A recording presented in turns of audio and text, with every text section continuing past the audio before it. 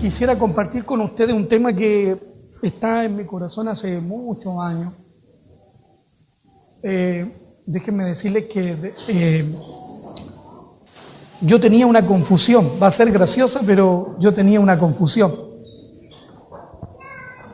Yo denominaba al pastor Raúl, sin conocerlo, como el escritor. Miren, ustedes se van a reír. Como aquel varón que había escrito los libros de restauración. Porque yo siempre pensé que los libros de restauración eran como una obra, así como comprar un libro de Watchman Nee, no sé, o un libro de, ¿cómo se llamaba? Lo de los jóvenes con fuego. ¿Cómo se llamaba? Los jóvenes con fuego, ¿se acuerdan de ese libro? Rick Warren. Como un Matthew Henry. O sea, el prestigio que tenía el Matthew Henry. El creyente que no tenía un Matthew Henry era como, estaba como... Bueno, yo creía que el pastor Raúl había escrito los libros de restauración, como que él tenía una pequeña biblioteca, era escritor, no sé, así como Isabel Allende, y él había escrito los libros de restauración. Ahora me miro y digo, qué nivel de ignorancia, Señor. No saber que los libros de restauración eran los que estaban en la Biblia. No saber que Zacarías, que Ageo, Nehemías, Esdras eran los libros de restauración. Y bueno, yo crecí con una palabra, o sea, más bien dos palabras. Las recuerdo súper bien. Una era el orden de la palabra. Yo crecí con esa palabra. Mi madre, mi papá me decían a mí, nosotros ahora, hijo, estamos en el orden de la palabra. Y lo otro era tiempos de restauración. Un nombre que había sido cambiado para, de alguna manera, graficar o tratar de explicar el momento en el que nosotros estábamos como iglesia, que era la restauración.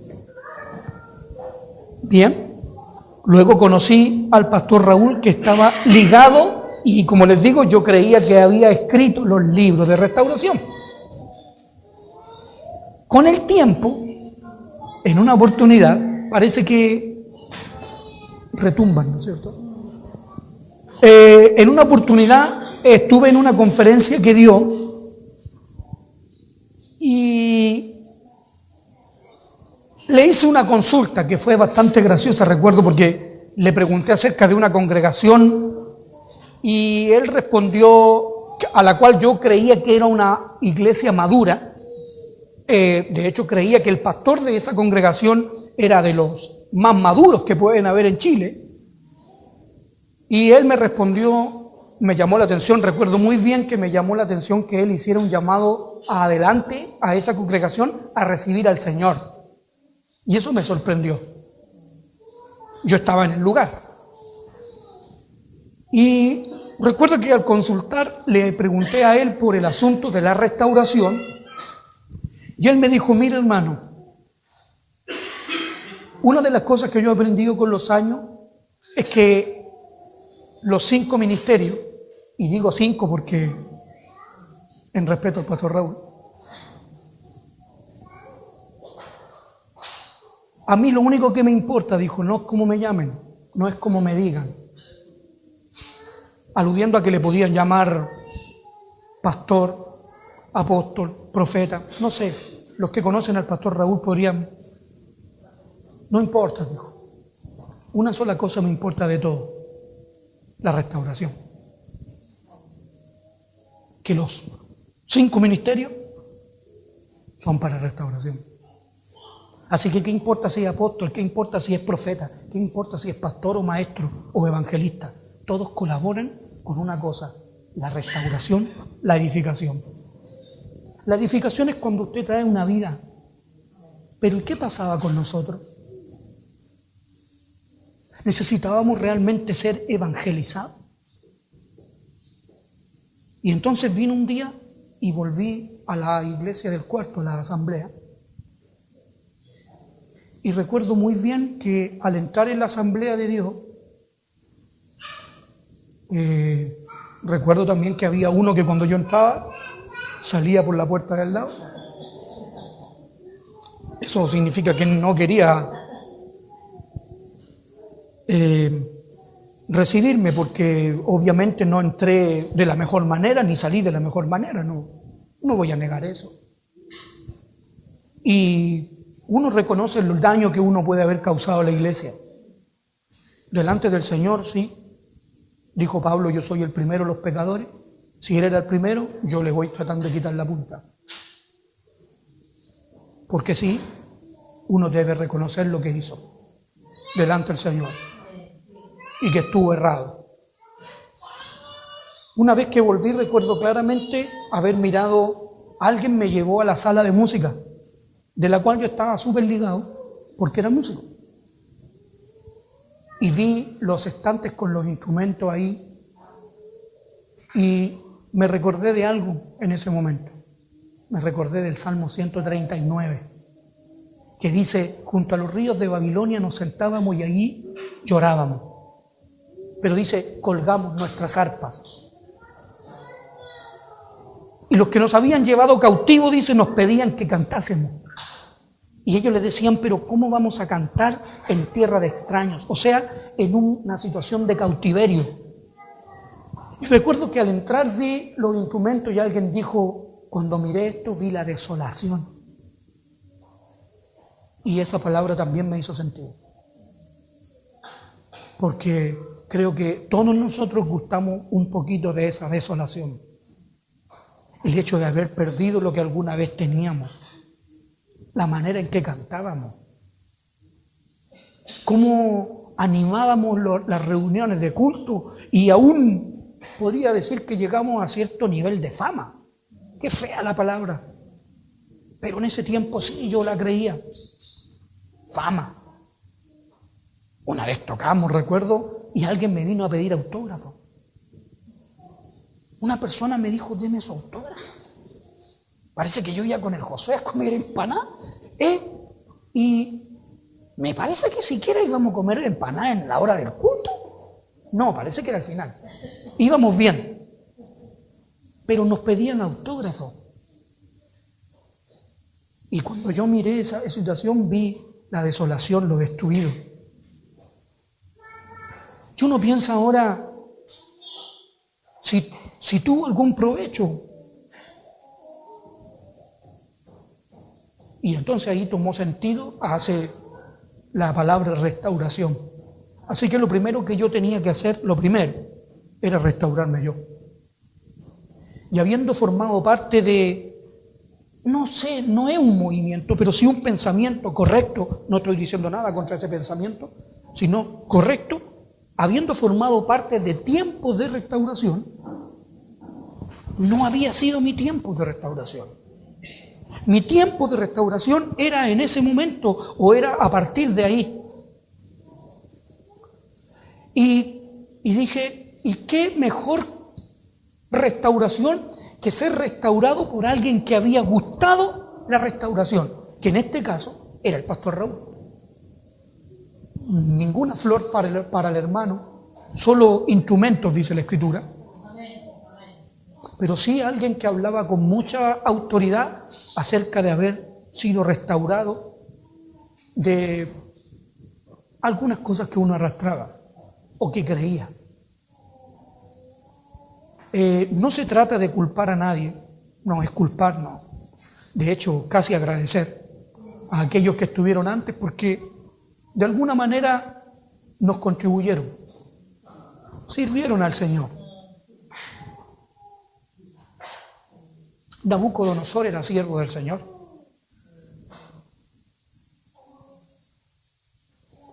¿Crítica? No. Porque no hay nadie en este mundo que pueda abrir los ojos o que le pueda dar a la iglesia lo que no ha recibido. Pablo dice, yo asimismo voy a darle a ustedes lo que asimismo recibí. Si alguien no ha recibido nada, no tiene nada que dar. entonces el problema no es esa persona. El problema es quién es el que provee a esa persona. Entonces, si yo tengo que culpar a alguien, tendría que decir, Señor, ¿por qué me diste a mí ese tiempo de tinieblas? ¿Por qué? Él me va a decir así. Y recuerdo que muchas veces le he preguntado, y él me va a decir a mí, si tú no le darías piedra a un hijo que te pide pan, ¿por qué crees que yo voy a hacer lo mismo? Así que el problema no eran ellos, el problema era yo. Entonces, una vez que viene a eso, uno comienza a no ponerle un título a el movimiento, la congregación, tiempos de restauración. No, más bien comienza a vivir los tiempos de restauración. O sea, pasa del título a la situación en sí. Bien, pero que uno se restauró ya solo por ahí de su rebeldía quizá. Pero digo, habiendo sanado toda la situación a través del perdón, ¿por qué perdonar? Nadie va a perdonar si no entiende que todo lo que vivió, lo vivió por causa del Señor. Si yo culpo de lo que vivo al otro, estoy, perdónenme, perdido. Y como decimos aquí en Chile, sonado. Porque estoy tratando de culpar a alguien de lo que yo viví. Primero, no soy responsable de mí mismo. No soy responsable de mí mismo. De decir, oye, yo tengo responsabilidad en esto. A nosotros el Señor nos mandó a leer, sí. Nos mandó a enseñarle a nuestros hijos, sí. ¿Por qué cuando alguien nos vino a decir que teníamos que enviar a nuestro hijo a la escuela dominical, nosotros le creímos? Porque nunca habíamos leído. ¿Tiene responsabilidad mi madre? ¿Tiene responsabilidad mi padre? Bueno, ellos tendrán que verlo delante del Señor. Y van a tener que rendir cuenta, así como yo como padre. Y decirle, Señor, en esto me equivoqué. Asistí a una iglesia, me congregué, pero nunca le enseñé a mis hijos. Y éramos capaces de servir, como dijo una vez mi madre que había oído de un pastor, líder. La iglesia gana un excelente líder, pero la casa pierde una madre. O la iglesia gana un gran diácono, pero la casa pierde un padre. Porque por la iglesia todo, pero ¿y la familia? Debemos nosotros cada uno hacernos responsables de eso, delante del Señor. La palabra dice que el que encubre su pecado no prosperará, mas el que lo confiesa y se aparta alcanzará misericordia. Así que cada uno, yo, Marcelo Chaparro, tengo que decirle, Señor, perdóname. Porque yo me dediqué a la música. ¿Por qué me creí cuando me dijeron que era ministro de música? Porque yo no había leído la Biblia. ¿Por qué me creí cuando me llamaron levita? Porque no había leído la Biblia. Si no hubiese sabido cuál era la misión de un levita. Hubiese sabido que, por ejemplo, los levitas, a los que se liga a los coatitas, era cargar en su hombro el arca del pacto. La presencia misma del Señor. Yo coatita no era. Después tenían a los de Fines, a la familia de Aarón, los sumos sacerdotes, los sacerdotes que ministraban dentro del tabernáculo. No sé qué habré pensado yo con lo que me dijeron, pero ¿soy yo responsable de eso? Yo soy responsable. ¿Puedo culpar a otro? En ninguna manera, pero en ninguna manera. Ya lo he dicho otras veces, si no ir y darle la mano. Muchas gracias. Muchas gracias. Porque si me persiguieron, cuando arranqué, conocí al Señor. Porque si me ofendieron y me sentí ofendido, me fui ofendido. Y ahí cuando estaba ofendido, conocí al Señor. Así que, gracias por todo. Gracias por todo. Porque todo me llevó a este día. Todo lo que viví, sea malo o sea bueno, me llevó a este día. Y espero que así a cada uno de nosotros, así a cada uno de nosotros, todo lo que hemos vivido, nos lleve a ese ahora que dijo Pablo, más ahora. ¿Qué importa lo que viví? Ahora. Amén. Miren, quisiera que con ese pensamiento me acompañasen aquí a Nehemías, en el capítulo 2.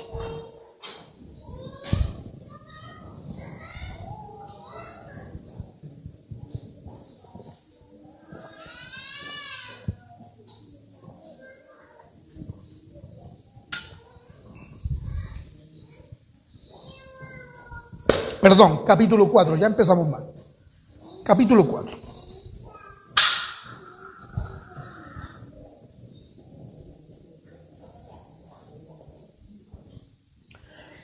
Dice así en el versículo 10. Y dijo Judá,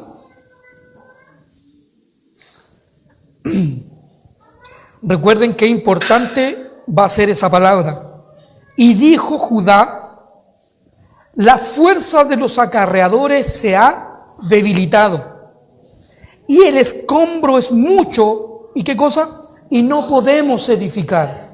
Bien, fíjense que en todo lo que uno vivió,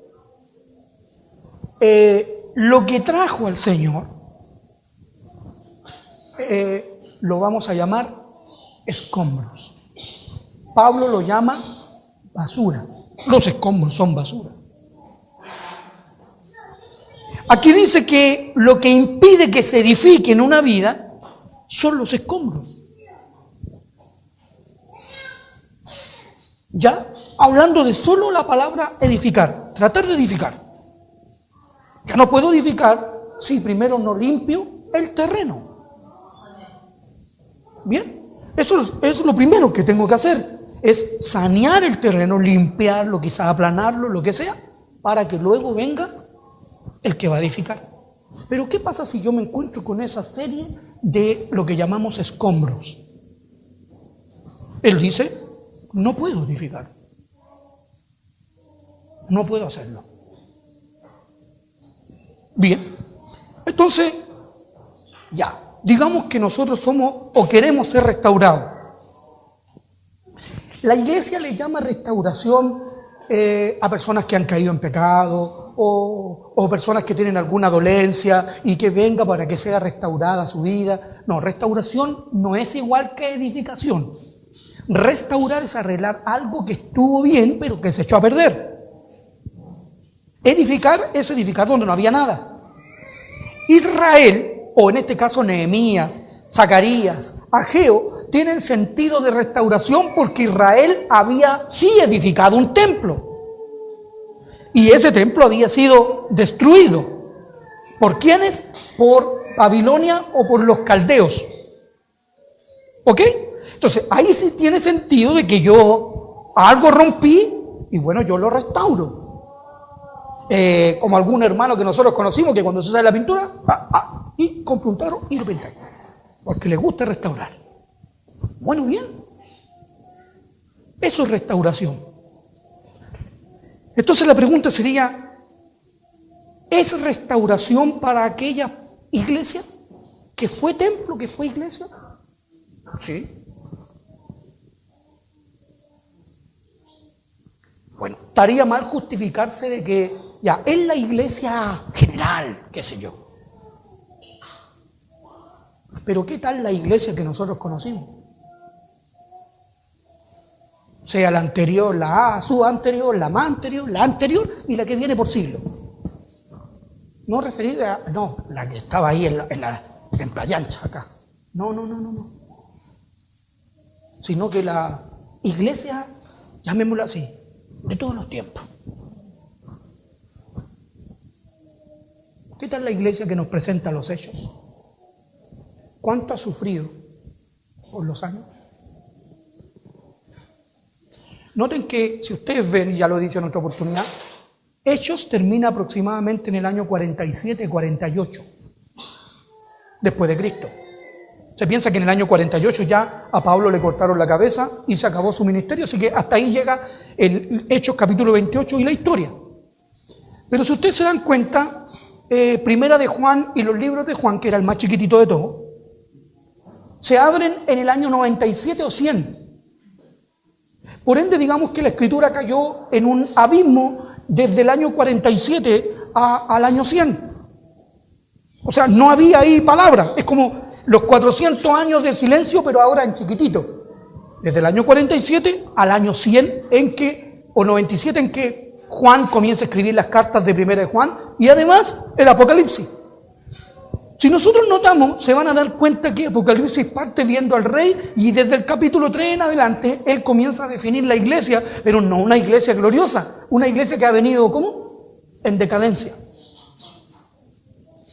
Termina diciendo que reciben entre ellos a los nicolaitas, los llama sinagoga de Satanás, van como desde Éfeso hasta la Odisea, así como en decadencia.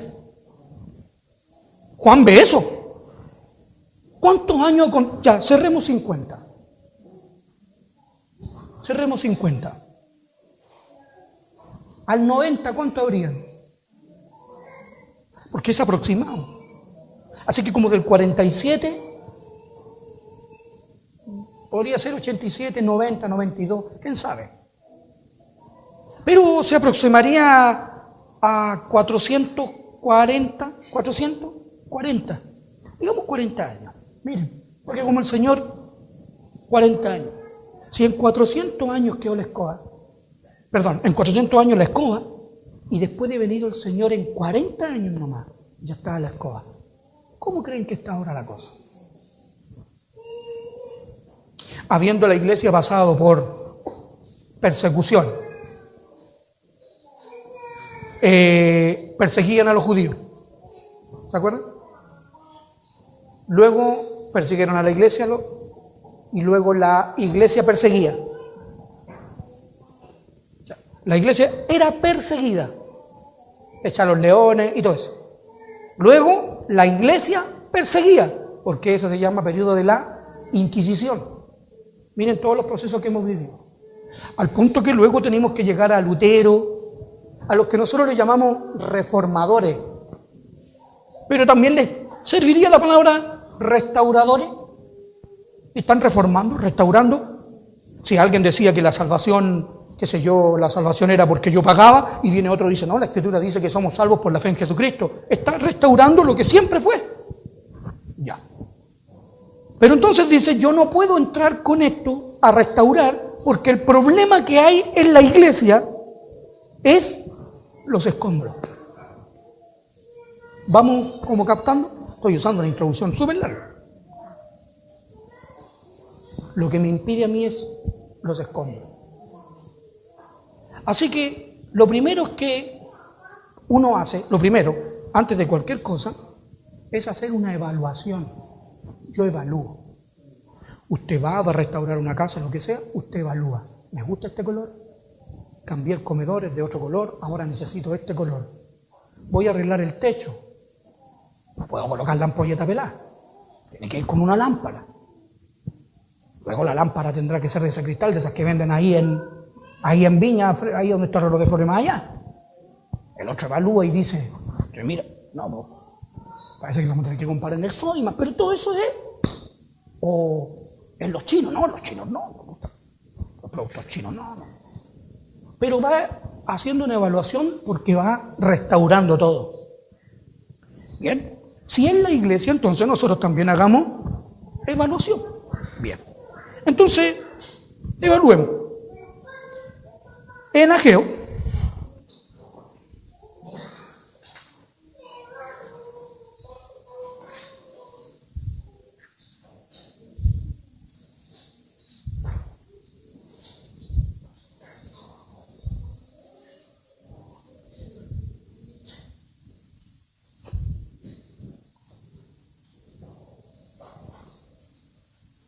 Notemos aquí en el capítulo 1, voy a saltar, ustedes pueden leerlo completo, pero dice así: en el año segundo del rey Darío, en el mes sexto, en el primer día del mes, me gusta cuando el Señor es preciso, así, pocas veces, pero preciso, vino palabra de Jehová.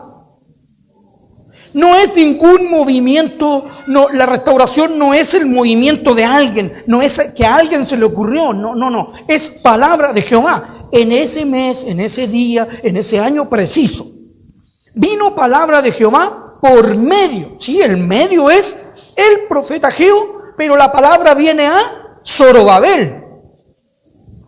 Dice hijo de Salatiel, gobernador de Judá, y a Josué, no hijo de Sodacac, sino de Josadac. Una broma interna.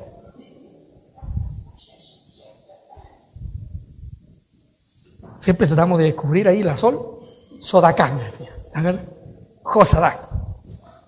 Sumo sacerdote, dice, diciendo: así ha hablado Jehová de los ejércitos, diciendo: este pueblo dice, no ha llegado aún el tiempo. ¿El tiempo de qué? De la restauración.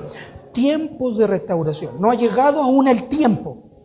No como un título, no quiero que lo haga aún. No, el tiempo, el que uno vive. Eso que uno vive. Dice: el tiempo de que la casa de Jehová sea no edificada, porque es porque ya fue. Pero como fue destruida, la palabra reedificación tiene que ver con restauración. Ya. Entonces vino palabra de Jehová por medio del profeta Ageo diciendo: ¿es para vosotros tiempo para vosotros de habitar en vuestras casas artesonadas? Y esta casa está, porque para nosotros siempre nuestra casa es primero. El ser humano por naturaleza, y yo primero, segundo yo, tercero yo, cuarto yo, quinto yo y sexto la sombra mía. Y dice: pues así ha dicho Jehová de los ejércitos. Fíjense, Jehová ha dicho, Jehová te dice, Jehová le dice a la iglesia, no una persona, es Dios. El hermano nos ministraba el domingo pasado, atentos a su voz, porque es su voz, hermano, no es la voz de nadie, no es la voz de un hombre, no es la voz de un hombre al que se le ocurrió, a un hombre que supuestamente tuvo una visión. Yo tuve una visión.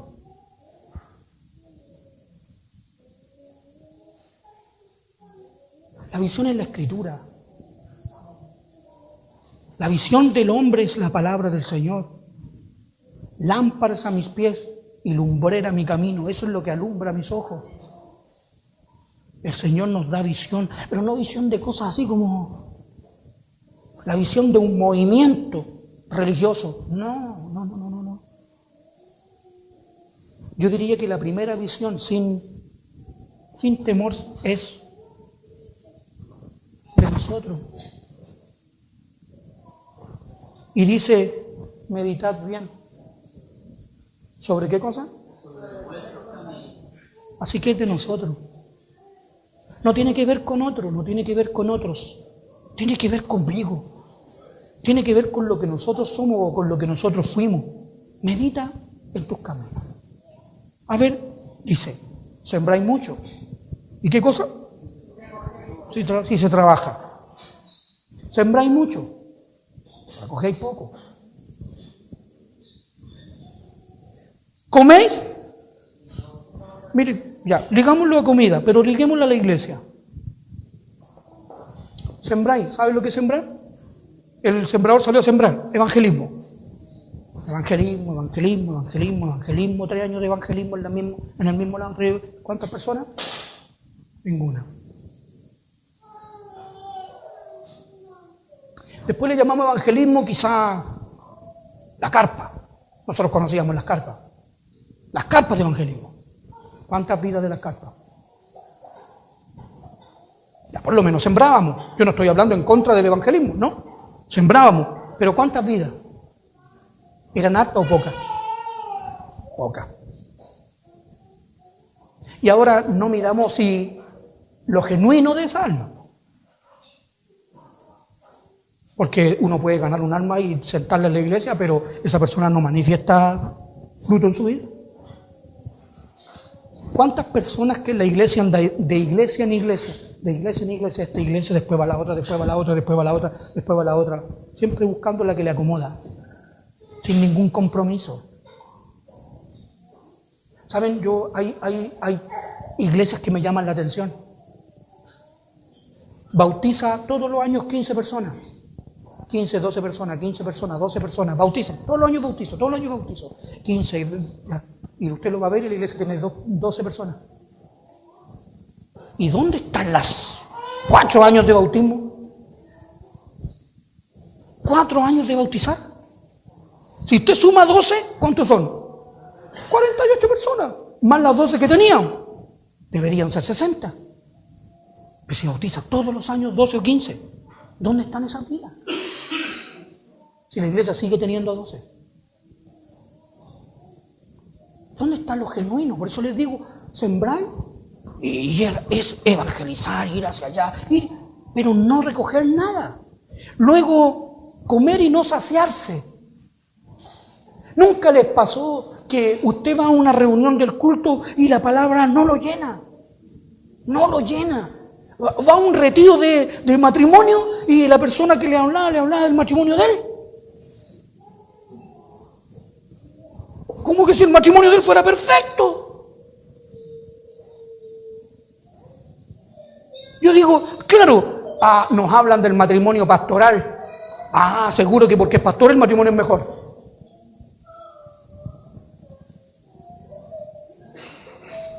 Una de las cosas que me llama la atención es que Pablo no se casara. O si fue casado no lo volviera a hacer. Y más encima su consejo era, bueno le sería al hombre quedarse como yo. Bueno le sería al hombre. O sea, y él era apóstol. Así que el matrimonio es complicado ¿para quién? Para todos, para los profetas, para los apóstoles, para todo el mundo.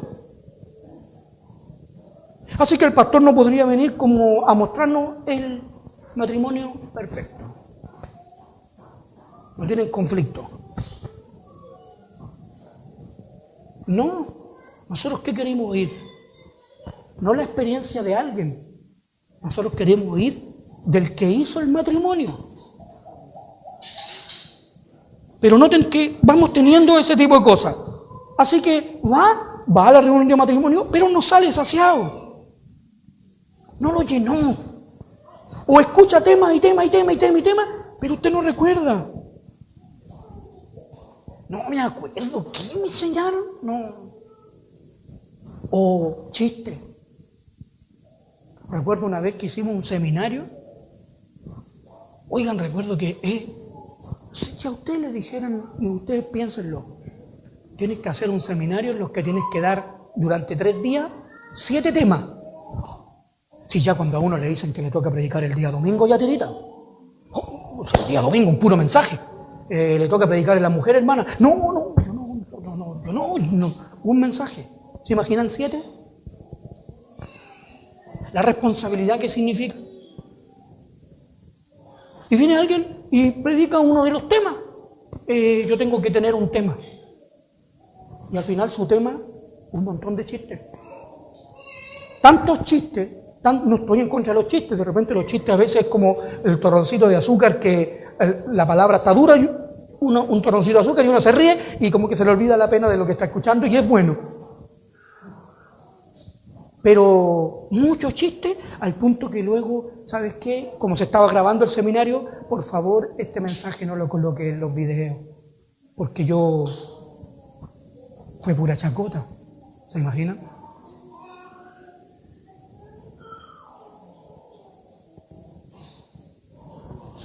Dice entonces, y no, dice, os vestís, y nos, ¿qué tal las vestiduras? Dice la Escritura que la iglesia debe estar revestida de Cristo. Pero hay aquí vestidura y no. Uno tiene que hacer un análisis, hermano.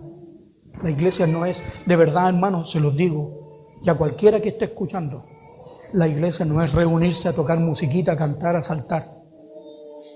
La iglesia no es reunir un grupo de personas para estar juntitos y que haya alguien que las domine. a las personas. No es eso. La iglesia está compuesta de aquellos que el Señor ha redimido, aquellos que oyeron la voz del Señor y vienen buscando salvación para sus almas. Vienen buscando ser lavados, no buscando amistades, ni los amiguitos, ni buscar hacer show, ni hacer nada de eso. Y si nos dan a nosotros, no nos calentamos, no nos saciamos y no nos vestimos, ¿cómo creen ustedes que va a estar nuestra vida? ¿Saben que avergonzamos al Señor? ¿Saben lo que pasa si un hijo anda sin zapatos? O se le ve el dedo. ¿Saben? La Camila tenía unas zapatillas Converse que yo le compré. Porque, no sé si ustedes han escuchado que uno se proyecta en los hijos. Bueno, las Converse me gustan a mí. Con caña y de colores bien estrambóticos, amarilla, naranja, roja o verde agua. Pero evidentemente, ¿se imaginan ustedes me vieran en la calle así? Con los pantalones con fleco abajo, con una zapatilla con caña Converse? Dirían, esa es la persona que está ahí. Ya, pero entonces como yo no me las puedo usar, adivinen a qué se las compro. A mi hija. A ella le gustan. O yo parece que se lo traspasé y le compré. Bueno, la cosa es que, pero para ir a hacer el cuento corto, ella caminaba y me mostraba el hoyo que tenían atrás. Entonces decía, mira papá, porque si ella tiene un hoyo en la zapatilla, ¿a quién avergüenza? A mí. ¿A quién avergüenza si el hijo no está bien vestido? El padre. ¿Quién es el que provee la casa? El padre. No sea, hoy la mamá. Si el hombre llega con la camisa arrugada, ¿a quién culpa usted? No, usted no dice, oye, este tipo que es poco preocupado. No. ¿Dónde está la esposa de ese hermano que no le plancha la camisa? Bueno, así también si el hijo no tiene zapatos o no tiene ropa, no sé. El papá dice, ¿dónde está el papá de este niño? Bueno, ¿y aquí? ¿Dónde está el pastor de esta iglesia? ¿Por qué los hermanos no tienen alimento? Usted habla con el hermano y el hermano le habla de fútbol, en los tiempos nosotros, la polola, le habla de cualquier cosa menos del Señor. Usted tiene que hacer una reunión para hablar del Señor, porque usted no se junta a hablar de eso. No. Y uno podría decir, bueno, ¿y dónde está no voy a decir, papá, el pastor de estas personas? Bueno, hágase responsable. Hágase responsable. Y aquí el Señor dice, entonces medita. Desde el líder para abajo, todos meditar. Dice así, versículo 9, buscáis mucho y halláis poco. ¿Y encerráis? Ese buscar mucho a veces me gustaría ligarlo a las personas que tienen que ministrar la palabra. Ven a la escritura, bien la leen, no entienden. ¿Saben lo que terminan haciendo? Terminan en la cruzada comprando un libro. Lo digo abiertamente, sin vergüenza. Hay que hablar de matrimonio, la Biblia no le es suficiente. Necesito un libro de algún escritor, Warren, no sé quién otro, Isabel Allende, Pilar Sordo, no sé, cualquiera le sirve. Y lo compra para hablarle a los matrimonios. Porque cuando va a la escritura, no haya nada. Cuando la escritura lo contiene todo. De hecho, si usted quiere resumamos la cruzada literatura. Haría así. Y que haría un puro libro dando vueltas, así, como a los Harry Potter, así. ¡Pum! ¿Y cuál libro sería? La Biblia, porque todos los libros que están ahí los sacaron de la Biblia. Pero como busca y no haya nada, necesita el libro. ¿Vas a estar a cargo los jóvenes? Ya, sí, ¿cómo lo dirijo? Cómprate un libro. ¿Cuál libro? Jóvenes con propósito. Rick Warren. Pero seguí leyendo con propósito, un día te tenés que levantar, orar 7 días. Los otros 7 días leer la Biblia. ¿Sí? Es como un manual. Y a tal día tenéis que dar tal tema, tal día tenéis que hablar tal tema. Cuando tú llegáis, le vais a preguntar a los tuyos si tienen el mismo problema que Rick Warren, y no era el mismo problema. Entonces le termináis hablando, no, es que ustedes no tienen que usar los pantalones apretados. Y yo no uso ni pantalones, uso vestido, dice. Claro, porque, ¿qué es lo que quiere decir? Le aplicamos la realidad del libro a los jóvenes de la congregación, que no tienen la misma realidad de nosotros. O traímos algo exitoso. ¿Cómo se llama este niño? John Guillot. Multiplicó la iglesia, no sé cuántos miembros. Nadie ha pensado que a lo mejor donde era este joven, que ya no sé, debe ser un anciano, había tanta gente que no era tan difícil tener en una congregación 3.000 o 4.000 personas. Y creó la visión celular. ¿Y qué hicieron todos? Copiaron la visión celular.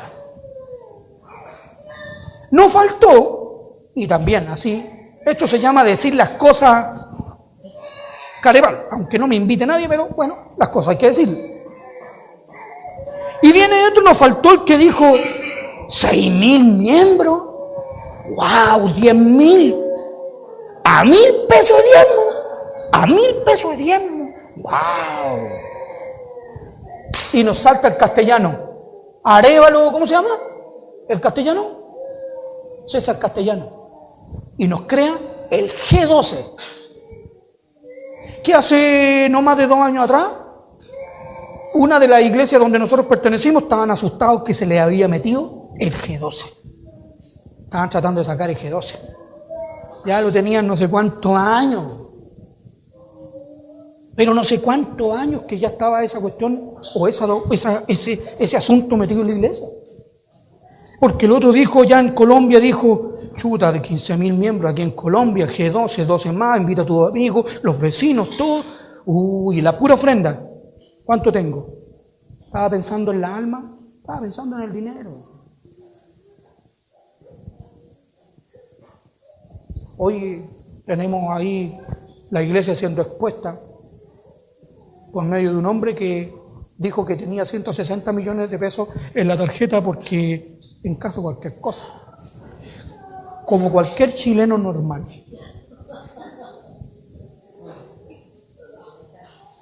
Exponiendo nuestro Señor y el Evangelio. Y las ofrendas que el pueblo da para mi Señor. Cosas sagradas, cosas santas, exponiendo la vituperio delante de todos los hombres. Para un hombre, ese César Rodríguez, que es un burlón, que ni siquiera sabe entrevistar, porque para mí no sabe entrevistar un gallo que se está riendo de la persona que se ríe en la cara de las personas que entrevista. Exponiendo a mi Señor y sus cosas sagradas. ¿Por qué? Por un hombre carnal. ¿Por qué? Porque no estaba vestido. ¿Saben que no estaba vestido? ¿Saben que ese hombre fue hallado desnudo y no vestido? ¿Saben por qué no estaba vestido? Porque la palabra dice, haced morir en vosotros toda avaricia, que es idolatría. Eso es un rudimento de la doctrina de Cristo, un rudimento, el arrepentimiento de obras muertas y después doctrina de bautismos. Ese hombre no había sido bautizado en Cristo, porque si hubiese estado bautizado en Cristo hubiese estado bautizado de amor. Y si recibía 30 millones de pesos, le aseguro que con el amor hubiese repartido ese dinero a otros lugares. Y hubiese aceptado con lo que vive, como él dijo, un chileno normal. Un chileno normal no tiene 160 millones de pesos. Ni no sé cuántos departamentos de 160 millones cada uno. Mi casa no vale ni 100 lucas. Pero la avaricia. Entonces analicemos. ¿Se trata de acusar al hermano? No. Pero veamos. ¿Cómo está la iglesia? ¿Qué hace el nombre de nuestro Señor? ¿Qué hace el ministerio de nuestro Señor expuesto en la televisión? Con homosexuales, con gente liberal. Ellos toman el nombre de mi Señor. ¿Por causa de quién? ¿Por culpa de ellos? Por culpa de la iglesia. Pero nosotros, la iglesia está No, está top. Y no veíamos ¿qué? La realidad. No somos capaces de ver la realidad. Miren, fíjense aquí, que dice aquí, a la vuelta de la hoja para mí, en Ageo capítulo 2.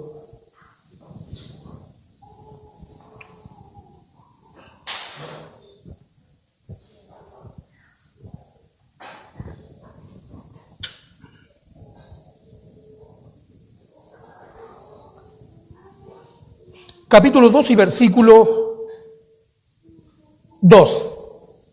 Ahora, habla ahora a Zorobabel, hijo de Salatiel, gobernador de Judá, y a Josué, hijo de Josadac, sumo sacerdote, y al resto del pueblo, diciendo, ¿quién? No dice quiénes. No dice quiénes. Dice quién. De entre todos.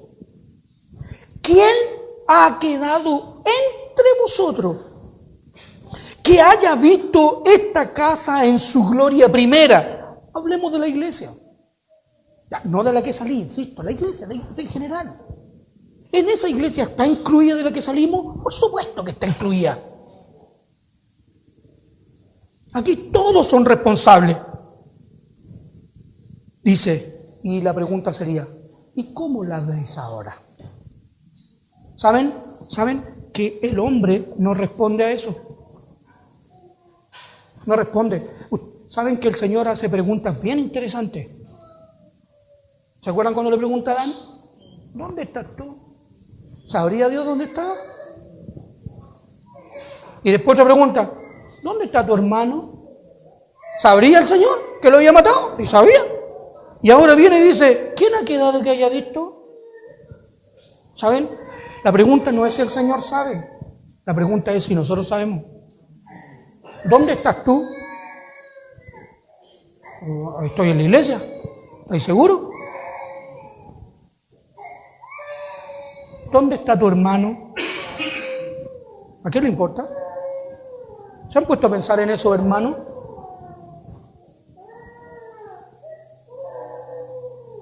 Piensa en esos hermanos, o cuando recuerda a esos hermanos los recuerda, perdón, la palabra ni siquiera es del Señor, pero quiero decirle a la iglesia que si de esta manera piensa, está igual que el obispo Durán, sin lavamiento de corazón.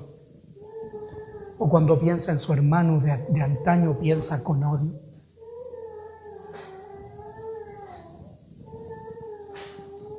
¿Son los hermanos de la iglesia pelafustanes? ¿Cómo están los pelafustanes? ¿Así nos referimos? Esa persona no conoce al Señor. Y si entre nosotros nos refiriéramos así, esa persona no tiene al Señor. Porque el Señor no quiere que nadie se pierda, sino que todos procedan al arrepentimiento. No me hables del Señor si bien se habla así. Y de la abundancia del corazón, habla la boca. Así que ese corazón limpio no está. Mateo capítulo 15 lo dice claramente, que del corazón vienen los malos pensamientos, los homicidios. No matar. Ya sí también. Pero dijo el Señor que cualquiera que llama fatuo a su hermano ya es culpable de juicio. Así que vaya que hay que tener cuidado. Y como siempre, el que responde a la pregunta es el mismo y dice, ¿no es ella como nada delante de vuestros ojos? Ya, pero ¿qué pasa si yo no veo? No veo. No lo veo así. Yo veo que están todos mal y yo estoy bien. Ya van a llegar. Y me quedo parado en una situación, en una posición erguida, esperando que todos vengan casi a arrodillarse, a pedirme perdón y a besarme la mano.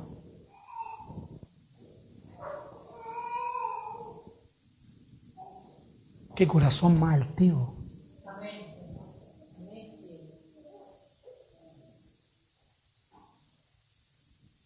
La iglesia siempre enseñó el perdón, se llamaba el perdón unilateral, se llamaba así. que no tenía necesidad de el que había ofendido de ir a pedir perdón. Podía venir a pedir perdón el ofendido. ¿Se sintió ofendido? Pida perdón usted. ¿Lo practica? ¿Lo practican? ¿Saben a qué huele eso? A fariseo. Atan cargas pesadas, pero ellos no las quieren tocar ni con un dedo. Pero aún así no ve su realidad. Pero el Señor la ve. ¿Y nosotros cómo estamos? No es ella como nada delante de vuestros ojos. ¿Les va a gustar a todo el mundo esto? Miren, se los voy a demostrar. Esdras.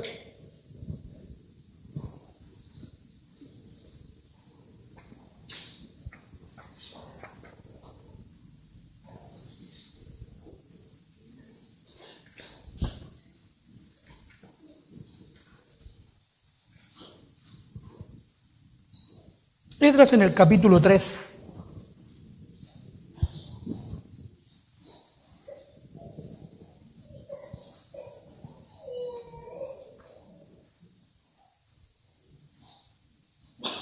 Que vamos a estar viendo seguramente a través de los domingos más de esto, pero si llamáramos la restauración, sería que es la introducción. Capítulo 3 dice: y cuando los albañiles del templo de Jehová echaban los cimientos este es un libro de restauración de la nueva casa, pusieron a los sacerdotes, ¿cómo? Vestidos para que no pasaran frío, porque Geo, vestir, pero no calentáis. Vestido. Yo usé esa palabra, pero en realidad es sacerdotes vestidos. Después averiguaremos por qué vestido. Que la palabra dice para que seamos hallados vestidos y no desnudos. Pero miren lo que dice. Dice el versículo 11: y cantaban alabando y dando gracias a Jehová y diciendo: porque Él es bueno, porque para siempre es su misericordia sobre Israel. Y todo el pueblo aclamaba con gran júbilo alabando a Jehová, porque se echaban los cimientos de la casa de Jehová. O sea, ¿se está haciendo la obra? Amén. ¿Estamos contentos? Amén. Dice: y muchos, ojalá fueran pocos, y muchos de los sacerdotes y de los levitas y de los jefes de las casas paternas. ¿Qué decía? Casas paternas. Lo que yo le hablaba. ¿Dónde está el papá de esos cabros? Bueno, ¿dónde está el pastor de esa iglesia? Los jefes de las casas paternas, de donde nosotros provenimos. Sean la anterior, de donde sea. Y muchos de los sacerdotes, de los levitas y de los jefes de las casas paternas, ancianos, que habían visto la casa primera, viendo echar los cimientos de esta casa, ¿qué es lo que les pasaba? ¿No tendrían que estar contentos? ¿Quién ha quedado que haya visto esta casa en su gloria primera? Los ancianos de las casas paternas. ¿Y ahí cómo la ven ahora? ¿No es ella como nada? Sí, pero cuando se está reedificando la iglesia, cuando se está restaurando, que nosotros, tiempos de restauración, pero cuando se está restaurando, ¿nosotros qué hacemos? Empieza a llorar. ¿Por qué llora? ¿No debería estar cantando? ¿No debería estar alegre que la iglesia se está restaurando? ¿Que la iglesia se está santificando? ¿Por qué llora? ¿Por qué le caímos tan mal? ¿No se han dado cuenta que caímos mal? Nos colocamos en una sede, no tenemos grandes equipos, ni metemos gran bulla. ¿Por qué le caímos mal? Somos hermanos, estamos tratando de buscar al Señor igual que todos. ¿Por qué no nos quieren? ¿Me lo explican? Bueno, no necesitan. El Señor me lo explicó. ¿Qué dicen los salmos? Sin causa me aborrecieron. Yo los amaba y recibía odio. Y favor y recibía guerra. Dice, mientras muchos otros daban grandes gritos de alegría. Unos se contentan y el otro está enojado, está amurrado. Le gustaba más, le gustaba más la iglesia esa que teníamos. ¿Qué tiempo aquello? ¿Han visto esa palabra? ¿Qué tiempo aquello? ¿Saben? No lo tenía ni planeado, pero les voy a mostrar un ejemplo.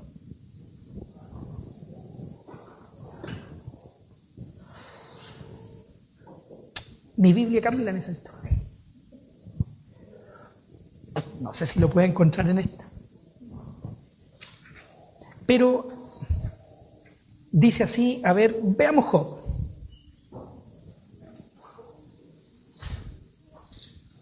Es solo un ejemplo, lo tenía en esa, ahí lo tengo, pero más que remarcado porque la memoria ahora me va a fallar.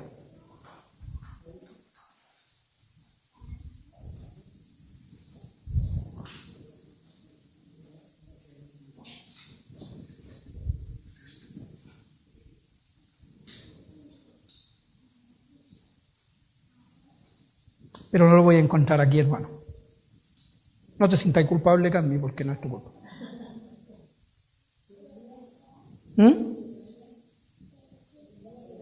No, pero no la marqué ahí, no. Ya, pero miren, en el fondo, créanme, yo lo voy a demostrar después con la escritura, si no, es esta otra, porque sí sale. Que Job dice así, ¿quién diese que mis días fueran restaurados como al principio? No sé si literalmente, porque uno siempre quiere que el Señor le vuelva a hacer como uno era.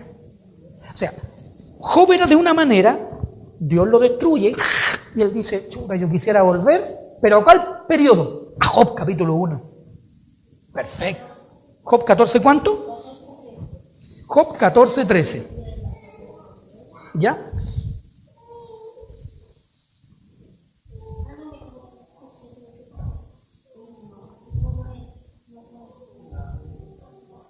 No, este no. No, está entre los 30 y algo, eso sí lo recuerdo bien. Pero como le digo, lo dice. ¿Ya? ¿Qué dice? Ya, ahí está, ese.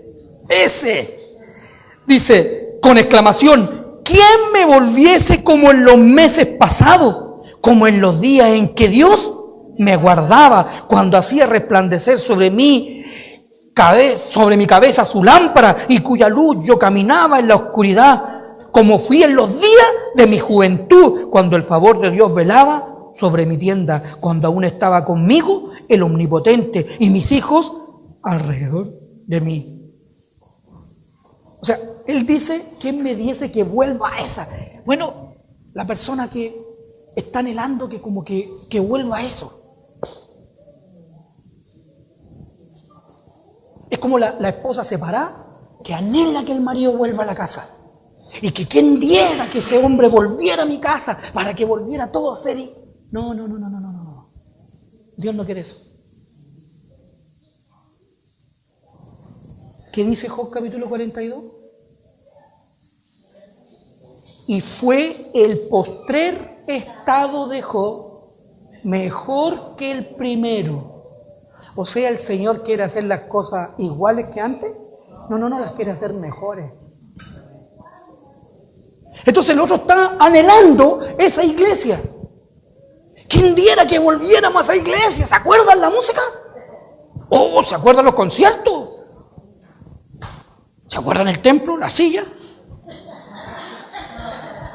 Los parlantes, los grandes eran. ¿Quién nos diera que volviéramos, que él mismo cantara? El mismo cantante, ahí en el teclado. Ahora ya tendríamos como 3, porque con los que hemos comprado, tenemos como 3 teclados grandes. O que hemos comprado más teclados que...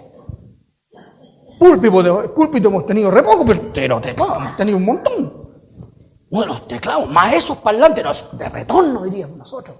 Hoy que nos diera ahí, cantábamos. ¿Y el Señor qué dice? ¿Tú crees que yo te destruí para volverte a eso mismo? Te destruí para hacerte mejor. Pero nosotros no somos capaces de verlo. O a veces no somos capaces de dejar ver que Él nos está destruyendo.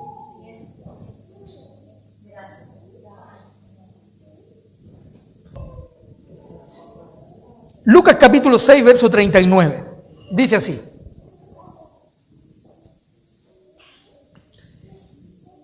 Y les decía una parábola. Noten ahora. Yo les decía evaluar. ¿Acaso puede un ciego guiar? Ya, pero ¿qué significa guiar? ¿Quién guía? ¿Quién guía? El que preside, sea llamado padre o pastor, lo que sea, es el que guía. Pero dice, ¿puede un ciego guiar a otro ciego? ¿No caerán ambos? El discípulo no es superior a su maestro, mas todo el que fuese perfeccionado será como su maestro. Bien, pregunta, porque aquí parece que aquí a nosotros nos enseñaron que el discípulo, el pastor o el maestro de la iglesia es el otro del discípulo. Bien, ahora yo les voy a hacer una pregunta. ¿Existe algún hombre perfecto, un ser humano que sea perfecto? ¿Puede algún ser humano, para que nosotros analicemos de qué está hablando, puede algún ser humano que las letras están con rojo ahí? Para usted, palabra del Señor Jesús. Literal, Él las dijo. ¿Puede acaso usted decirle, si quiere ser perfecto, sígueme? ¿Se imagina usted a alguien así? Que alguien vaya y le diga así, con toda humildad. Si quiere ser perfecto, ven y sígueme. Como cuando decían que Pablo decía, sed imitadores de mí. No, Pablo dice en la cruz. Es que no leen todo el contexto. En dejarlo todo. Ya. Cuando dice, el discípulo no es superior a su maestro, mas todo el que fuese perfeccionado será como su maestro. ¿Quién está hablando? ¿Quién es el maestro? Jesucristo. ¿Saben? Aquí está el asunto. Aquí viene cuando yo tengo que notar mi condición. Es mirar primero personalmente, personalmente. ¿A quién fui llamado yo a seguir? Pero ¿cuándo nos desviamos en el camino? ¿Qué dijo Juan el Bautista? ¿Eres tú el Cristo? No, yo no soy. ¿Pero eres profeta? No, yo no soy profeta. ¿Y ahí quién soy tú? Hoy día usted no le pregunta y le dice que es profeta.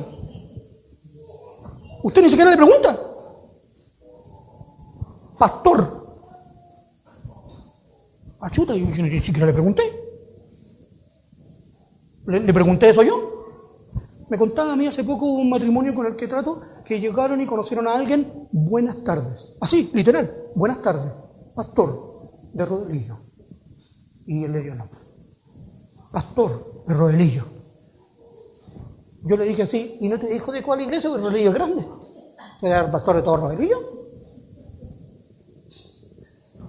El otro llega, apóstol, se presenta. Apóstol, buenas tardes. Profeta. O si no, sale el pastor y le dice aquí, pastor, mi hijo, el profeta. Mi hija, la profetisa.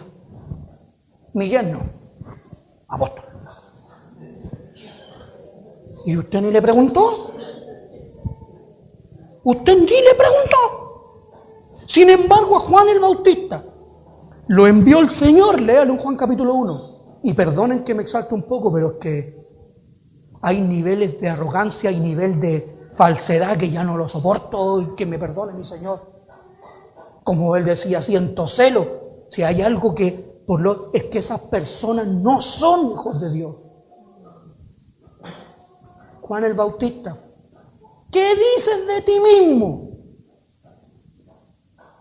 Y le preguntaron, ¿tú eres el Cristo? O sea, se estaba robando la película. ¿Qué dijo él? Yo soy uno más. Soy uno más.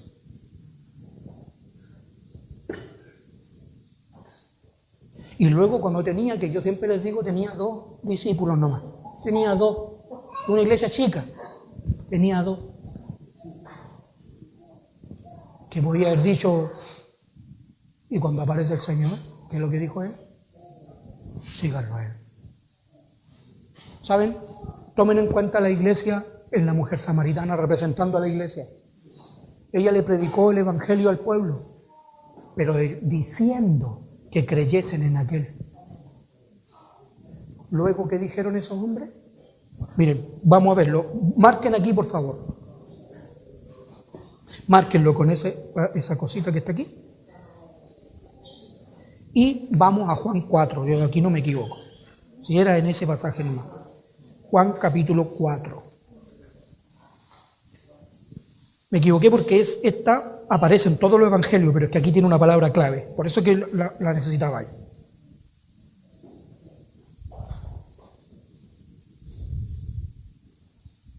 Miren, la iglesia, el liderazgo, lo que sea, de verdad. Miren, capítulo 4, verso 39. Y muchos de los samaritanos de aquella ciudad creyeron en él por la palabra de la mujer. Ya, vengan ahí. O sea, ¿por quién creyó la ciudad? Por la palabra de esa iglesia.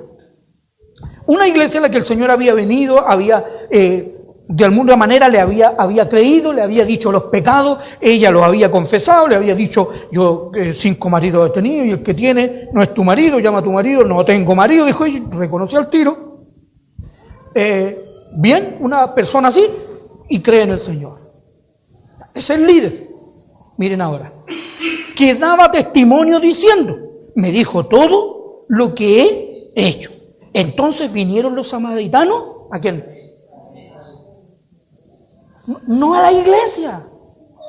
¿Vinieron a quién? Si usted habla del Señor Jesucristo, si yo le digo a una persona que el Señor Jesucristo tiene completa sanidad para ti, si el Señor Jesucristo tiene completa restauración para ti, que en Él solamente está la vida, ¿a quién vaya a ir tú? Vaya a ir a Él. Si de Él te estoy hablando. Me pregunto, ¿por qué vienen a la iglesia entonces? ¿De qué le hablarán? ¿Saben? Si lo comparamos en Mateo capítulo 21, dice ahí, y vinieron a Él en el templo. No dice vinieron al templo para buscarlo a Él. No. Vinieron a Él en el templo. Como me decía esa persona en la cárcel, es que yo no quiero ir a la iglesia. No te preocupes por ir a la iglesia. Ven al Señor. Entonces no me entendía. Pero es que hay que ir a la iglesia. No. Y yo le decía así, usé una palabra bien fuerte. ¿Por qué estás tú aquí con todas estas personas? Y él usó una palabra fuerte también. Es que somos todos delincuentes, me dijo. Entonces le dije, ¿tú viniste a la cárcel a juntarte con ellos? ¿O llegaste a la cárcel producto de lo que hacía? Llegué a la cárcel producto de lo que hice. Y los demás también. Ya, pues nosotros llegamos a la iglesia producto de lo que creímos. Así que la iglesia es consecuencia. ¿De qué? De que todos nosotros creímos y buscamos al Señor. Entonces, claro, ¿qué hicimos? Nos juntamos al lugar donde se habla de Él. No es que vengamos a la iglesia, nosotros tenemos conciencia de que la iglesia no es la que salva, el que salva es Cristo. Pero si yo predico en la iglesia, anda a mi iglesia que tenemos discipulados, anda a mi iglesia que tenemos un buen pastor, anda a la iglesia que tenemos una palabra. No. Busca al Señor. Y vinieron a Él. Miren cuando uno va a Él. Y me dijo todo, dice, y le rogaron a quién que se quedase con ellos y se quedó allí 2 días. Y decían a la mujer, ya no creemos solamente por tu dicho, porque nosotros mismos hemos oído y sabemos que verdaderamente este es el Salvador del mundo, el Cristo. No porque me dijiste tú, ahora yo lo vi por mí mismo. ¿Qué dijo Juan el Bautista? Síganlo a Él. ¿De quién tiene que hablar un ministro? del Señor. Para que las vidas vayan a Él. Y uno dice, mi discípulo. ¿Qué discípulo? ¿Saben que ustedes tienen que ser discípulos de Cristo, no mío? Es cierto que uno hace discípulos en algunas áreas. Por ejemplo, qué sé yo, que el Sami le enseña a los jóvenes teclado y son sus discípulos. Amén, sí está bien. Pero la iglesia está llamada a ser discípulos de Cristo. Él dijo, aprended de mí, que soy manso y humilde de corazón. ¿Hay aquí algún manso y humilde de corazón que pueda llevar a alguien a la humildad? ¿Hay alguien aquí que no sea rebelde para que nos enseñe la sumisión? ¿Hay alguna esposa perfecta que se sujete en todo a su esposo? Por favor. ¿Para qué guía a las demás? Entonces ahora sí toma sentido que ¿de quién fue discípulo Timoteo? ¿En la carne? ¿De Pablo? Sí, bien, de Pablo. Pero entonces usted lee 2 Timoteo 3:16 y él dice, sabiendo de quién has aprendido. ¿Creen ustedes que Pablo le estaba diciendo a Timoteo, sabiendo de quién has aprendido? ¿De mí? ¿O le estaba citando Efesios capítulo 4, versículos 19 y 20? Que dice, os ruego que ya no andéis desde el verso 17, como los otros gentiles. Dice, mas vosotros no habéis aprendido así a Cristo, si en verdad le habéis oído a Él, como dice ahí, y habéis sido por Él enseñado. En Efesios, hermano, Jesús no estaba en la tierra, por si acaso. Usted tiene que ser discípulo del Señor. Y usted dice, ¿a dónde está el Señor? Si usted no lo puede ver, lo lamento. Lo lamento mucho. Porque si no ve al Señor, está exactamente igual como el pueblo de Israel. Ciego. ¿Dónde está este Moisés que nos sacó de tierra de Egipto? ¿Y a quién terminó viendo? Habla tú con nosotros y nosotros oiremos, pero no hable Dios con nosotros para que no muramos. ¿Qué dijo el Señor? Si dierais oído a mi voz, no a la voz de Moisés. ¿Se dan cuenta? Y así las personas toman el control de la iglesia. Y la iglesia no le pertenece a hombre alguno. No le pertenece. La iglesia es del Señor Jesucristo. Si usted quiere saber, como dice el pastor Raúl, haga esto. Cuando algún pastor venga a usted y le diga, no, yo soy el pastor tuyo. Acuérdate que yo soy. Lo que le diga, usted le va a decir de esto, dijo el pastor Raúl, que sí hay que decirle, ¿murió usted por mí por casualidad? Como para que mi vida le pertenezca a usted. ¿Usted dio su vida por mí? Me dijo, le aseguro que ni un dedo se corta con un cuchillo por usted. Así que tu vida le pertenece a Cristo. Él pagó y dio su vida por la tuya. Yo no di mi vida por la tuya. Yo mismo necesito salvación. Así que no me vengan a mí que...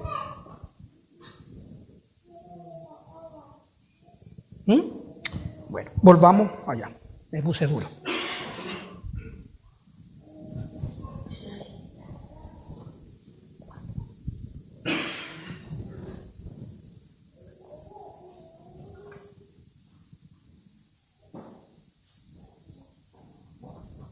Ya.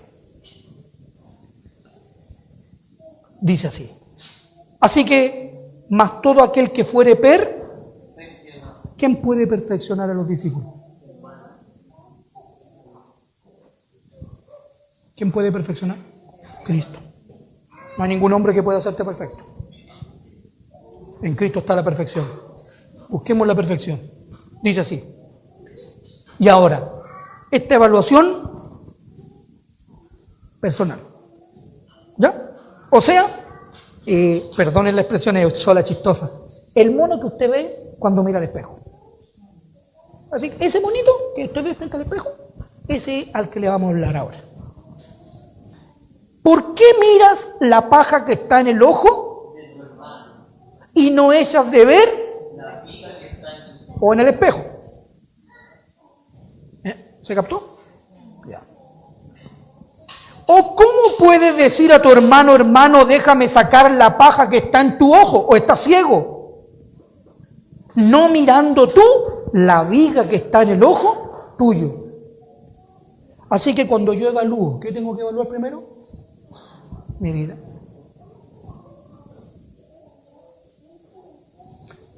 ¿Qué dijo el Señor en Mateo capítulo 5, versículo 8? Bienaventurados los de limpio corazón, porque ellos verán a Dios. Si estas personas están ciegas, ¿cómo está el corazón? Pecado. Así que primero parto por mí. Restauración. Yo. Primero yo. ¿O cómo puedes decir a tu hermano, hermano, saca la, dice, saca primero, hipócrita, saca primero la viga de tu propio ojo y entonces verás bien para restaurar a los demás. Tiempo de restauración. ¿Sobre quién primero? Sobre mí. Para después, sobre los que el Señor me permita. Dice entonces, no es bueno el árbol que da malos frutos, ni árbol malo el que da buen fruto. Porque cada árbol se conoce por su fruto. Se conoce. Pues no se cosechan higos de los espinos, ni de las zarzas se vendimian uvas. El hombre bueno, del buen tesoro de su corazón, saca lo bueno, o de la abundancia del corazón, habla la boca. Dice, y el hombre malo, del mal tesoro de su corazón, saca lo malo, porque de la abundancia del corazón, habla la boca. Así que analicemos primero yo. ¿Cómo soy? ¿Cómo hablo? ¿Cuál es mi fruto? Cuando me junto, ¿qué es lo que digo? ¿Qué expreso? Lo primero es yo. Eso es lo primero. Yo quiero restaurar. La primera evaluación es yo.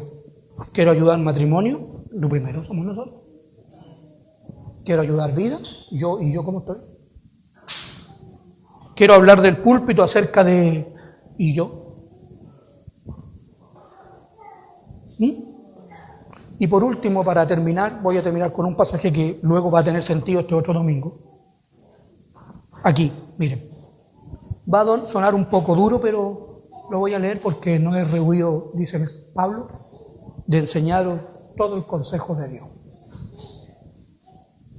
Capítulo 23 de Mateo.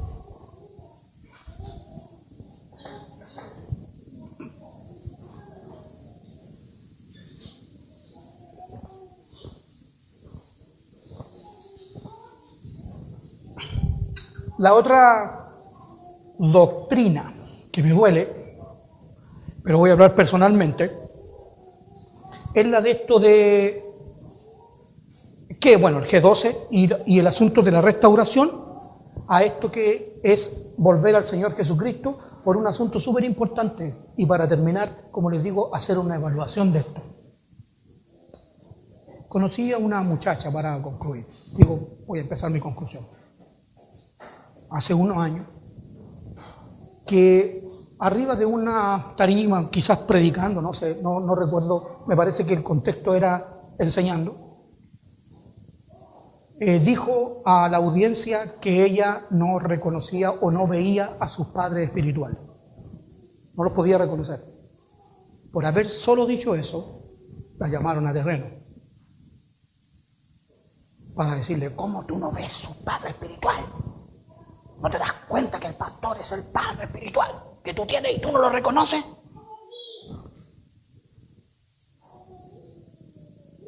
Y entonces entró esto de el padre espiritual que yo escucho tanto últimamente. Que el padre espiritual, que yo soy tu padre espiritual, que yo soy como un padre espiritual, que yo... Nunca me calzó. ¿Saben por qué no me calzó? Porque me parece más una doctrina de los católicos. ¿Cómo le dicen a los católicos a los curas? Padre. ¿Cómo le dicen al Papa? Papa. El sumo pontífice o el padre. ¿Cómo le decía Hamilton a Caradima que era? Su padre espiritual. Si ustedes investigan, la palabra padre espiritual viene del catolicismo. Ellos la instauraron. Los curas son llamados los padres. Pero simplemente fue nombrado para ordenar a la iglesia de manera jerárquica. Un padre, un cardenal, un arzobispo, lo que sea, y así tener jerarquía. En el Señor no existe eso. Hablando de jerarquía, Él es la cabeza de la iglesia. Y ya. Pablo dice que todos los demás son siervos. Cuando alguien dice, pero hermano, y los profetas puso primeramente en la iglesia apóstoles, es por la labor que hacen, no por lo que comandan. Quisiera saber si Pablo alguna vez ordenó a alguien a hacer algo, así como una ordenanza. Que me lo demuestre, yo les voy a demostrar que no. Que Pablo, ¿saben cómo le dijo a Timoteo, que era su discípulo? Considera lo que yo te digo y el Señor te dé entendimiento en todo. Le dijo, ¿haces lo que yo te digo? Pues dice, considéralo. Que cuando mandó a buscar a Apolo, por si acaso, Apolo era discípulo, bueno, había aprendido, era poderosa la Escritura, y había aprendido de Priscila y Aquila, que a su vez habían sido discípulos por un año en Éfeso de Pablo. Pablo había, no sé si lo recuerdan, en el capítulo 18, Pablo hacía tiendas y había estado medio pobre y empezó a hacer las tiendas, porque él dijo, yo no voy a pedir plata a nadie, así que yo voy a trabajar. Y conocí a Priscila y Aquila que hacían tiendas. Era interesante que hacía tiendas, edificar casas, edificar tiendas. Ya. Y en ese año, seguramente, almorzando todos los días con el apóstol, lo más probable es que produjo. De la abundancia del corazón a la boca, produjo 2 discípulos, Priscila y Aquila. Aventajados, por supuesto, tan aventajados que él dejó el matrimonio en Éfeso. Viajó y los deja en Éfeso. Y una vez que están en Éfeso, aparece este Apolo. Seguramente invitado a predicar, no sé. Y dice que era poderoso en la Escritura, varón elocuente. ¿Bien? Pero dice que Priscila y Aquila lo tomaron aparte y le expusieron más exactamente el camino del Señor. O sea, si Apolo era poderoso, ¿cómo habrá sido Priscila y Aquila? Pero dicho sea de paso, si veíamos jerarquía, viene Pablo, luego Priscila y Aquila, y en tercer lugar, Apolo. ¿Se imaginan a Pablo diciéndole a Apolo, hola Apolo, ¿cómo estáis? Sí, podríais venir a la iglesia, te necesito acá. Y esto es lo que tú tenés que enseñar. ¿Y quién soy tú? Yo soy tu padre espiritual. Porque yo engendré a Priscila y Aquila, y Priscila y Aquila te engendraron a ti, así que por jerarquía yo soy el arzobispo, no sé, y tú venís ya como de tercero. Sin embargo, si ustedes leen la carta de 1 Corintios en el capítulo 13 y en el versículo 6 o 12, dice así, mucho le rogué a Apolos que viniese. Y adivinen qué corrió Apolo. No fue. Y dice, pero vendrá cuando tenga ocasión.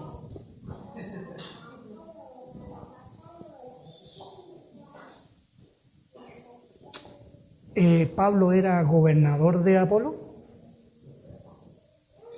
Le habló de manera jerárquica a Apolo. Apolo, cuando Pablo le dijo, llegó a correr a obedecerle.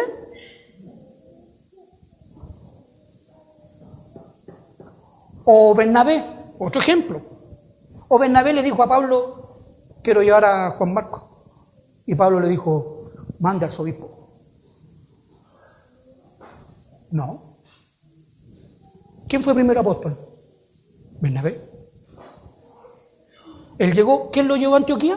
Pablo lo mandó a buscar, ¿se acuerdan? Y enseñaron juntos, después lo apartaron juntos, todo, pero siempre era Bernabé y Pablo, Bernabé y Pablo, Bernabé y Pablo. Los apóstoles, Bernabé y Pablo. ¿Y qué es lo que le dijo Pablo a Bernabé? Lo lamento, no me parece bien llevar conmigo al que se apartó. Así que, y de ahí tuvieron una discusión y se separaron. Ven a Pablo así, Bernabé, ¿a dónde vamos, Bernabé? No. Los ministerios son del Señor. Y todos los ministros tienen autoridad dada del Señor. No la dio ningún hombre, ni le deben respeto a ningún hombre, con todo el respeto que me merecen los líderes. si alguien de esta congregación fuese un ministro del Señor, un pastor, no soy yo el pastor guía, como decía el estatuto. Que el obispo manda a todos los pastores para abajo. ¿Dónde lo ven en la Escritura? Si alguien es un ministro del Señor, se debe el mismo respeto que yo. Estamos a la paz. Yo no soy pastor de él. Ah, no, es que tú eras el primer pastor de la iglesia. No, eso es católico. Eso es de los católicos. El padre, jerarquía. La iglesia del Señor, los pastores son pastores. Todos se enseñan igual. Lo mismo. Se deben el mismo respeto, tienen la misma autoridad, todo igual. Si el apóstol va a hablarle a un pastor, el apóstol le va a hablar, considera lo que yo te digo. Y el Señor te dé entendimiento en todo. Jamás es una ordenanza, jamás. Nunca jamás. Dice la palabra, tu pueblo se te ofrecerá. El Señor tampoco es un rey impositivo. No, como dices, cuidando de la grey, con ánimo pronto. No por fuerza, sino con ánimo pronto. ¿Qué dice el Señor? Tu pueblo se te ofrecerá voluntariamente. Él a nosotros no nos obliga. Lean la ley de la guerra. Él la escribió. Deuteronomio capítulo 20, verso 10. Le intimarán la paz. Y si te dijere paz, te servirá. ¿Usted le dio su vida voluntariamente al Señor o lo obligó? Así son los ministros. Los ministros representan a ese Señor. Así que primero tengo que ver mi vida. Y segundo, ¿a quién se la entregué? Esto sí para terminar. ¿A quién se la entregué? Cuidado. Porque eso del Padre Espiritual es para gobernar las vidas. Es para tomar posesión de la alma para sí mismo. Miren lo que dice el Señor. Capítulo 23.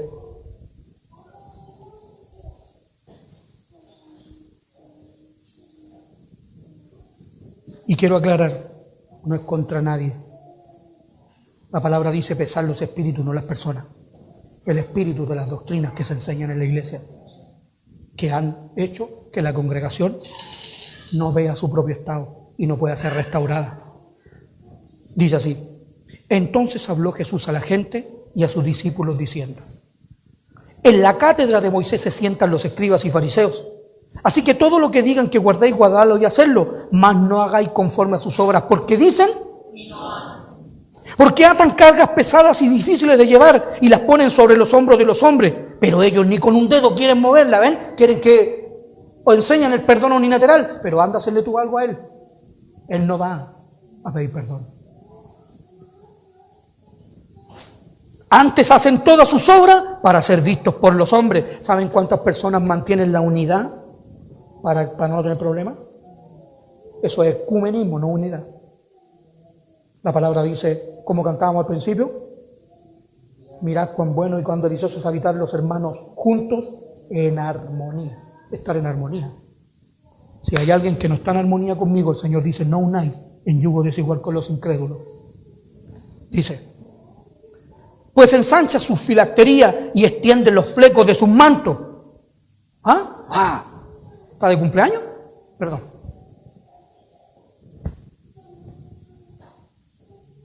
Y aman los primeros asientos.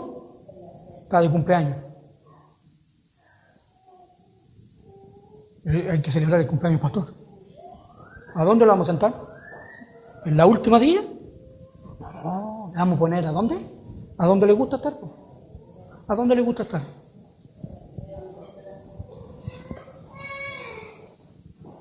¿Me estoy echando gente encima? Pero también a mí mismo. ¿Me estoy autoperjudicando? Sí. ¿A quién no le gusta que le celebren el cumpleaños? Preguntémosle a Martín si no le gustó el cumpleaños de él. Me estoy autoperjudicando. Porque si yo predicara que el pastor, me tendrían que poner aquí un sillón a mí también. Pues. Y vamos a dar regalos para la iglesia. ¿Cuáles regalos para la iglesia si los regalos son para el pastor? Si es mi cumpleaños. Así que me estoy autoperjudicando, así que no vayan a pensar que yo estoy hablando de todo. No, yo estoy hablando, me estoy autoperjudicando yo. Pero aman los primeros asientos. Miren, noten ahora. Aman los primeros asientos en la cena y las primeras sillas. ¿Se acuerdan cuando fuimos allá? ¿Ustedes saben dónde? ¿Se acuerdan la silla grande que hay en arriba? Habían dos grandotas, ¿las vieron? ¿Quién cree que se sienta ahí? Y habían 12, 6 para allá y 6 para acá, y las dos en el medio. ¿Quién cree que se sienta ahí? Él y ella. Y bien arriba, ¿se fijaron? ¿Es mi señora así, hermanos, de verdad? ¿Es mi señora así? Y las salutaciones en las plazas, y que los hombres los llamen. A ver, que si usted no le puede decir hermano, pues si usted le dice hermano, pastor, y le falta que le diga y la boca le quede ahí mismo. No, si usted le dice pastor, no, a él le gusta que le digan rabí. Rabí es maestro, rabí es pastor. Pastor, no, y que dice rabí, juntos, para que le pastor. Es que no se puede hablar contra el liderazgo, hermano. No, lea Ezequiel 34:1. Lea Ezequiel 13:2. Vean. ¿No va a ser popular el mensaje? No, por supuesto. No va a ser popular. Pero el Señor de repente habla contra esa actitud. ¿Cómo restaurar si no ver? Yo no lo estoy diciendo, lo lamento, lo estoy leyendo. Así que si a alguien no le gusta, saque la hoja de su Biblia, pero yo estoy leyendo lo que dice ahí. Es que hermano, es que usted le está poniendo. Pero si yo veo eso, aman los primeros, sí, yo lo veo. Y dice así: pero vosotros, iglesia del Señor, a donde quiera que esté, aquí o donde escuche, pero vosotros, iglesia del Señor, no queráis que os llamen rabí, porque uno es vuestro maestro, el Cristo, porque Él es el único que los puede llevar a la perfección. Mas vosotros no habéis aprendido así a Cristo, el maestro. Y todos vosotros sois hermanos. ¿Qué es lo que soy yo de ustedes? ¿Qué es usted mío? Mi hermano. Si usted me dice a mi hermano, yo soy su hermano. Yo me considero su hermano y usted son mi hermano. ¿Y por qué estáis parados en el púlpito, hermano? Porque me tocó compartir la palabra y el púlpito me deja un poquito más arriba para que me escuchen. Eso es todo, eso es lo que dice Edras. Ya. Y no llaméis Padre vuestro a nadie en la tierra. ¿Lo dije yo? No llaméis Padre nuestro a nadie en la tierra. Nadie en la tierra es tu padre.